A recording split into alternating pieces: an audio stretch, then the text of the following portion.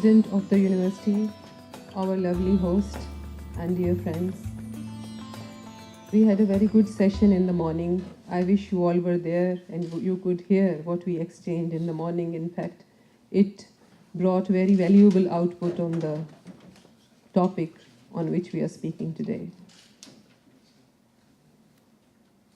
I think when you talk about Talibanization, Pakistan, Afghanistan, so it's not a new thing. There is a big chain of connections which is we have been confronting and has come to this position now.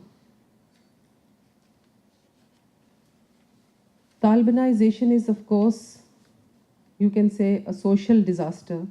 It's not a natural disaster, but it's not an outcome of today. This is a continuation which happened in Afghanistan in late 70s. Somehow or the other, these people with whom we look from a different viewpoint were idolized at one time. And somehow or the other, some people got space to get along with them and to use them for their own ends and benefits, and depriving a major section of society from keeping them away from the mainstream. So presently, what is happening in Afghanistan, what happened in Afghanistan and is now happening in Pakistan, in Swat, you have just now seen the documentaries and the pictures. So I think what you have seen is just I think, maybe 2% of what you have seen. So if you want to see more, I think that would be very, very devastating and even more shocking. It is shocking for you because you are brought up in a very different atmosphere. As far as we are concerned, the ladies and the women in South Asia, and especially in the third world, they are born with these feelings. They are brought up with prejudice. You won't believe it, when a daughter is born in our homes, even now, in many villages, in many towns, they are not being congratulated. They think that a female is born and she will not be fertile, it will not be beneficial for the family. So if you are born in this hostile atmosphere, what do you expect from country and state and policies and all? So we have got a very, very long way to go. In Swat, just now, 1.5 million people have been displaced because of Talibanization.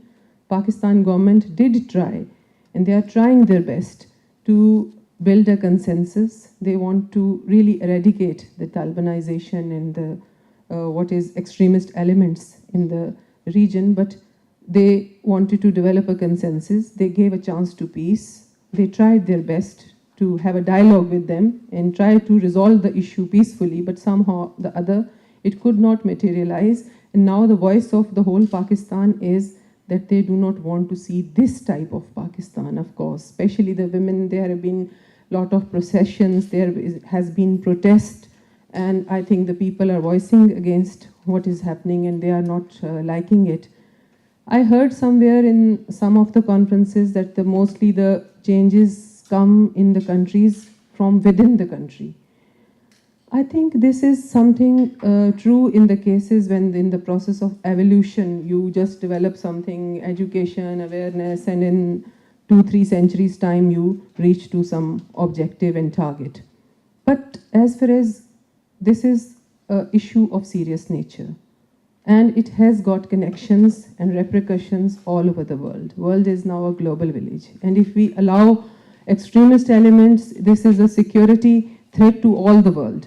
So the world cannot be aloof for what is happening in Pakistan, what is happening in Afghanistan, and we have to be part in bringing change, and we cannot allow a small segment of society to rule the whole country and to rule the whole world.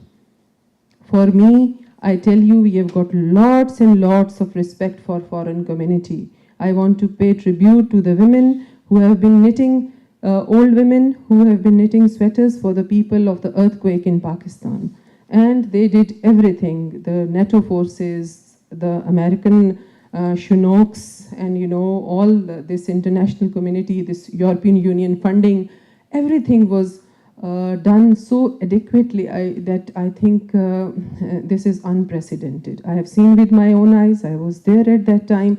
The only thing is that if you want to see the better picture of the society, it should be gender balanced. And I'm very happy that some of the gents, gender friendly gents, are here.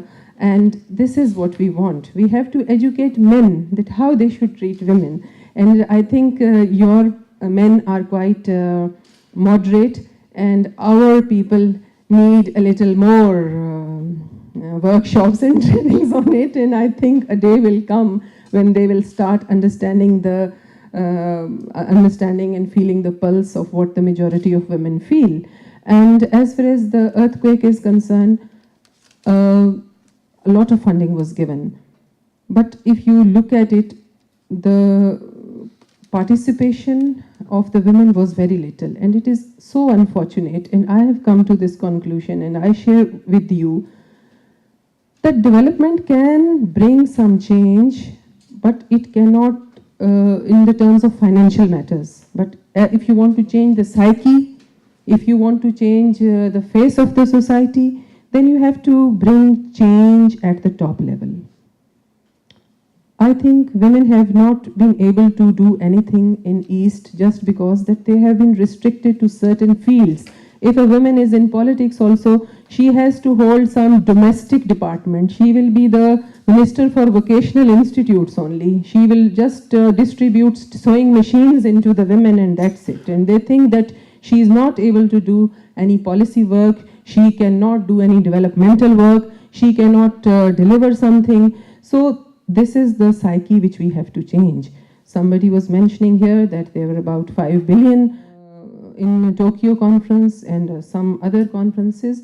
When we talk about 1325, when we talk about all other things, so at least you people who are aware people, European people, educated people, you must ensure that 33% of this donation is at least spent through women organizations. And interestingly, the policy for the women are being made by men in our area. They are telling what our needs are and what is to be done for the women. And then they take mostly the umbrella of Sharia. And they say that according to Islam, this is not allowed. According to this is not allowed. These are the values. So I think what Islam gives us is more than enough, even if we are able to implement it in letter and spirit. Islam gave right in the inheritance and property to women for 1500 years ago. Islam allows you to marry the person you feel like. Islam allows you to take divorce from a person if you're not happy with that person. But our cultural values, our social norms, these things, they do not allow. And these things, why there was some support from Talibans in these regions is because of social injustice. Justice is not there, when justice is not given, when justice is delayed, it is denied, then you have to face these kind of repercussions, because poverty, social injustice, lack of opportunities, unemployment, financial matters, because a lot of funding is coming through in the name of religion. So you have to see that how can we develop moderate leadership, moderate elements which do not allow to take over and hijack the majority of the population.